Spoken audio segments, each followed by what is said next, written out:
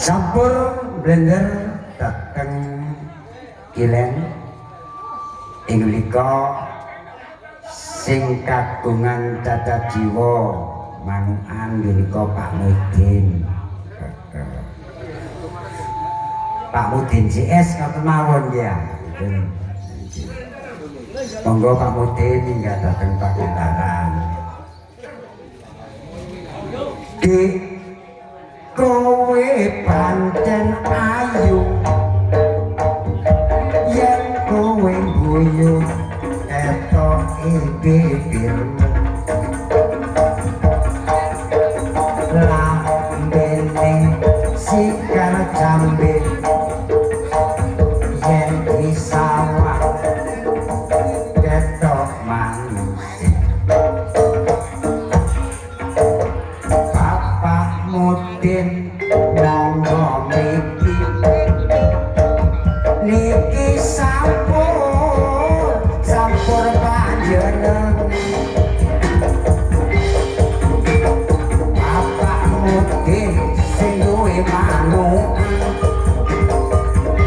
niki sampur kawal panjenengan Pak Mudin CS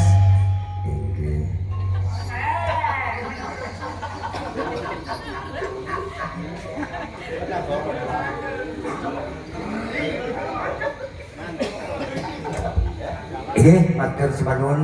kapure dalika Bapak Mudin ingkang kagungan tata jujunan kakapuk kalian Bapak Pansiono kakapuk malih kalian Bapak Arto Bapak Sugiyanto kapure dalika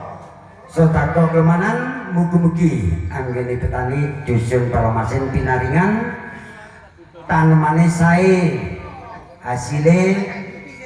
ingkang kathah ingkang kagungan sawah nggih ngoten cek diparingi panjang umur cek diparingi rezeki sehingga ndadosaken keluarga sakinah mawaddah warahmah amin amin ya robbal alamin. Gong apa cak rika gending apa oh senengane kijing miring Mbak Meti Mbak Dwi